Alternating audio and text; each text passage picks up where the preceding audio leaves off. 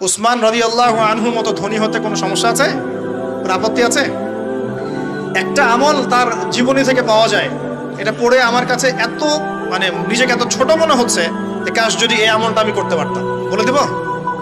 চেষ্টা করছি যে করার, আপনারাও করার চেষ্টা করেন। উসমান রাদিয়াল্লাহু আনহু ধনী ছিলেন কিনা? তো নবীর কাছে গিয়ে বলছেন যে আমার ধন সম্পদ খুব বেশি বাড়ছে, ইয়া রাসূলুল্লাহ আপনি সম্পদ একটু কমানোর দোয়া করেন তো আমার জন্য।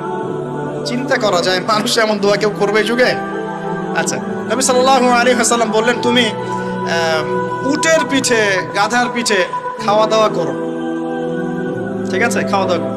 তো তিনি খাওয়া দাওয়া করেন। এখন কয়দিন পরে, কয়দিন বলতে কতদিন আল্লাহ ভালো জানেন, তিনি এসে বলছেন ইয়া রাসূলুল্লাহ আমার তো সম্পদ আরো আগের চেয়ে বাড়তেছে, দেখি আপনি কি দোয়া করলেন? সম্পদ আরো বাড়া শুরু করেছে এখন। তখন তিনি বলছেন যে তুমি যখন খাও তখন তোমার হাত থেকে যদি খাবার পড়ে যায় তুমি কি করো? তিনি বলেছেন আমি আমার হাত থেকে খাবার যদি পড়ে যায়, একটা দানাও যদি পড়ে যায়, আমি উটের পিঠ থেকে নেমে সেই খাবারটাকে তুলে পরিষ্কার করে তারপর খাই। উসমান রাদিয়াল্লাহু আনহু এত ধনী মানুষ, তিনি প্রতি বেলায় 100 মানুষকে খাওয়াতে পারেন, কোনো সমস্যা নেই। তিনি একাই তাবুকের যুদ্ধে 30,000 সৈন্যের দায়িত্ব নিয়েছেন। 30,000 সৈন্য 3 মাস যাবে, যাত্রা বিরতি করবে, খাবে দাবে, তাদের ঘোড়া অস্ত্রশস্ত্র সব দায়িত্ব একজন ব্যক্তি বহন করেছেন, উসমান রাদিয়াল্লাহু আনহু। কত বড় ধনী আপনি চিন্তা করেন। উনার মতো ধনী কোনো পররাষ্ট্রমন্ত্রী নাই পৃথিবীতে, এখন কোনো বিশ্ব নেতাও নাই ওনার মতো ধনী, এখন কেউই নাই।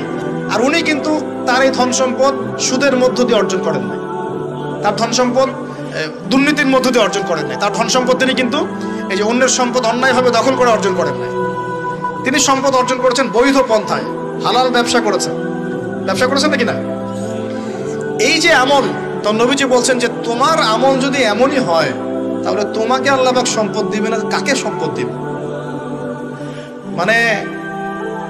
তুমি আল্লাহ পাকের যে সম্পদ, রিজিকের যে শুকরিয়া আদায় করো, কৃতজ্ঞতা প্রকাশ করো যে আল্লাহ আমাকে ভালোবেসে রিজিকটা দিয়েছেন, আমার হাত থেকে পড়ে গেছে, আমি তুলে খাই। এই যে আল্লাহ পাকের নেয়ামতের প্রতি তোমার যে শ্রদ্ধা, সম্মান, এর শুকরিয়া স্বরূপে আল্লাহ পাক তোমাকে এরকম সচ্ছল বানায় দিচ্ছেন, আপনি কিছু করার নাই। উসমান রাদিয়াল্লাহু আনহুর মতো ধনী হতে কোনো সমস্যা আছে? কোনো আপত্তি আছে? একটা আমল তার জীবনী থেকে পাওয়া যায়, এটা পড়ে আমার কাছে এত নিজেকে এত ছোট মনে হচ্ছে যে কাশ যদি এই আমলটা আমি করতে পারতাম। বলে দিব? চেষ্টা করছি যে করার, আপনারাও করার চেষ্টা করেন। উসমান রাদিয়াল্লাহু আনহু ধনী ছিলেন কিনা? তো নবীর কাছে গিয়ে বলছেন যে আমার ধন সম্পদ খুব বেশি বাড়ছে, ইয়া রাসূলুল্লাহ